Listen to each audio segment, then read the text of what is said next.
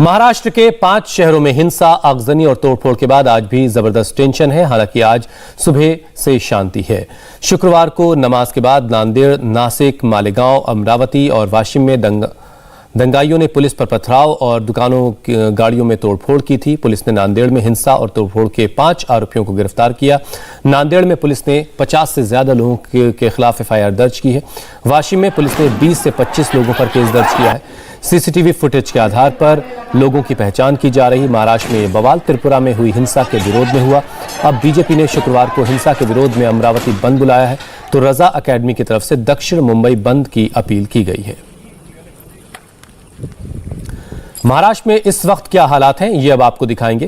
पहले शुक्रवार को नमाज के बाद प्रदर्शन हुआ, जिसके बाद हिंसा भड़की। वो तस्वीरें आपके सामने हैं। नांदेड़ की स्थिति सबसे ज्यादा खराब थी। नांदेड़ में जब उपद्रवी बेकाबू होने लगे तो पुलिस ने पहले उन्हें समझाने की कोशिश की और फिर लाठी चार्ज किया।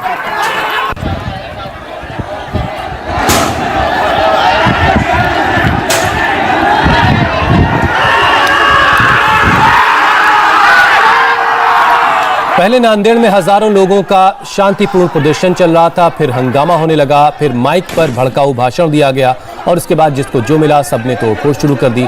आगजनी हुई। हिंसा को रोकने के लिए पुलिस आई तो पुलिस पर भी पत्थरबाजी हुई।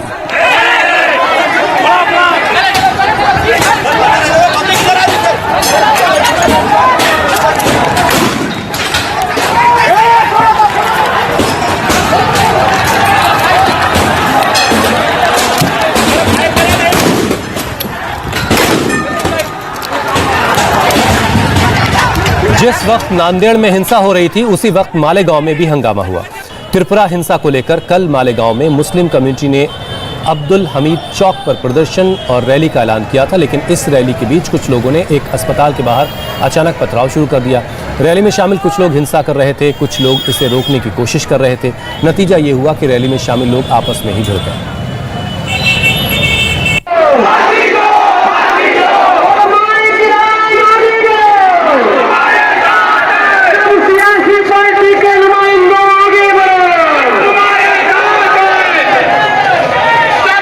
अमरावती में भी प्रदर्शनकारियों ने 20 से 22 दुकानों में तोड़फोड़ की। गाड़ियों में भी तोड़फोड़ की गई। हंगामा करने वालों से निपटने के लिए पुलिस वाले ट्रक पर सवार होकर आए और प्रदर्शनकारियों को खदेड़ा गया। और मेरे नौजवान, मेरे भाई, जहाँ जगह मिले बैठ जाए।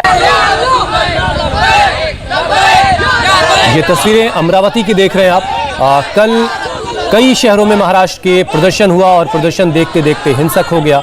कई जगहों पर तोड़फोड़ और अफजनी हुई। कई दुकानों में तोड़फोड़ की गई।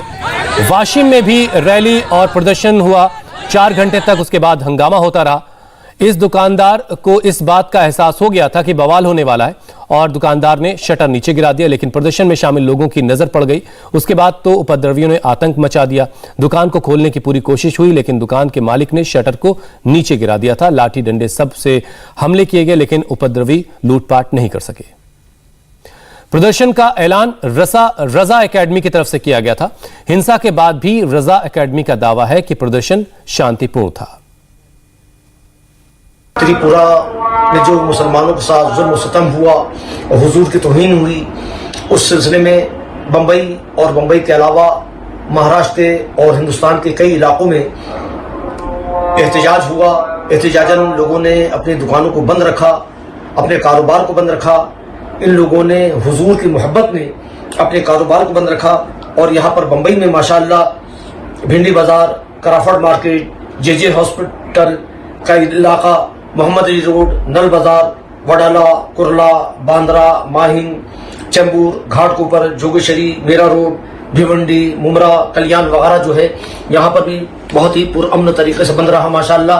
अल्लाह तबारक व तआला इस बंद को कामयाब फरमाए। और इसके साथ साथ गवर्नर साहब को एक मेमोरेंडम भी दिया गया है कि वो सदर जमहूरिया तक हमारा पैगाम पहुंचा दें कि मुसलमानों का मुतालबा ये है कि जो वसीम रिजवी ने माज़अल्लाह हमारे नबी सल्लल्लाहु तआला अलैहि वसल्लम के नाम से मंसूब एक किताब लिखी है जिसका नाम है मोहम्मद, उस पर फौरी तौर पर पाबंदी लगाई जाए और इस किताब को बैन किया जाए और वसीम रिजवी को और नरसिंह सिंह नंद को पर जो है वो UAPA के तहत उनकी गिरफ्तारी हो और ये कानून उन पर नाफिज किया जाए।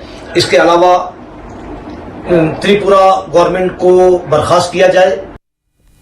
प्रदर्शन का ऐलान रजा एकेडमी ने किया था। हिंसा के बाद भी रजा एकेडमी दावा कर रही कि प्रदर्शन शांतिपूर्ण रहा। सवाल यह है कि आखिर महाराष्ट्र के कई शहरों में अचानक हिंसा की आग क्यों लग गई? हिंसा के पीछे की कहानी क्या है? आखिर त्रिपुरा में ऐसा क्या हुआ था जिसकी वजह से महाराष्ट्र में हिंसा हुई? दरअसल बांग्लादेश में दुर्गा पूजा के दौरान हिंदुओं पर हमले की कई घटनाएं हुई थी। बांग्लादेश में हिंदुओं के साथ हिंसा हुई तो त्रिपुरा में बांग्लादेशी मुसलमानों के साथ हिंसा और लूट की घटनाएं शुरू हो गईं। बांग्लादेश में सांप्रदायिक हिंसा के विरोध में वीएचपी ने रैली निकाली और इसके बाद कई इलाकों में तनाव फैल गया और अब त्रिपुरा की इसी घटना को लेकर महाराष्ट्र में भी बवाल मचा है। हमारे संवाददाता दिनेश मौर्य इस पर और ज्यादा अपडेट के साथ हमारे साथ जुड़े हैं। दिनेश, आज सुबह किस तरह के हालात हैं? अब क्या सभी शहरों में हालात काबू में हैं? देखिए, हालात पूरी तरह से नियंत्रण में। चप्पे चप्पे पर पुलिस बंदोबस्त तैनात किया गया है। पुलिस को आदेश दिया गया है कि वो सतर्क रहे। कहीं पर भी कल की घटना के बाद से अब तक कहीं पर भी हिंसा रिपोर्ट नहीं की गई है। तो पुलिस का कहना है कि सब कुछ सामान्य है, लेकिन जो हिंसा में शामिल थे उस पूरे मामले की जांच को तेज कर दिया गया है। कई लोगों को हिरासत में लिया गया है। सीसीटीवी फुटेज कलेक्ट किया जा रहा है, मोबाइल फुटेज कलेक्ट किया जा रहा है। साथ ही में ये भी पता लगाने की कोशिश की जा रही है कि जो भीड़ में शामिल लोग थे वो उसी जगह के स्थानीय रहवासी थे या फिर बाहर से कुछ लोगों को बुलाया गया था। क्योंकि पुलिस का ये कहना है, जो जांच के दौरान उन्हें चीज़ें समझ में आ रही कि अगर जो हिंसा हुई है क्या वो हिंसा स्पॉन्टेनियस थी या फिर अचानक से सुनियोजित तरीके से इस हिंसा को अंजाम दिया गया था। इस पहलू की जांच की जा रही है। साथ ही में जिस रजा अकादमी ने इस पूरे आंदोलन का नेतृत्व किया था उन पर कार्रवाई करने की मांग भी अब शुरू हो गई है। जी दिनेश, एक और अहम सवाल यह कि कल जुमे का दिन था। मुसलमानों में त्रिपुरा में हुई हिंसा को लेकर काफी नाराजगी थी, उसे लेकर के प्रदर्शन की बात कही जा रही थी। तो प्रशासन की तरफ से इस प्रदर्शन की अगर इजाजत नहीं दी जाती, क्योंकि शरारत की गुंजाइश तो हमेशा रहती है, क्या इस तरह के कोई इनपुट्स थे आईबी के पास कि कुछ इस तरह की घटनाएं हो सकती हैं?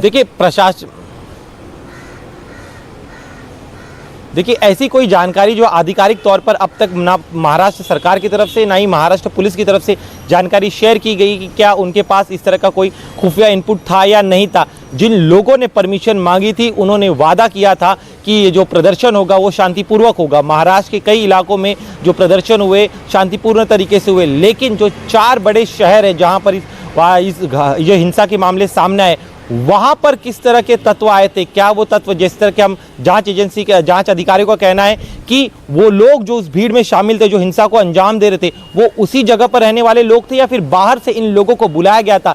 इस पहलू की जांच की जा रही है। बहुत से सवाल हैं जिनके जवाब अभी मिलने बाकी हैं और जांच के बाद इन सवालों के जवाब मिलेंगे। बहुत बहुत शुक्रिया दिनेश हमारे साथ जुड़ने के लिए। इंडिया टीवी हर वक्त हर जगह डाउनलोड करने के लिए सर्च करें India TV news Google play store या ऐप स्टोर पर।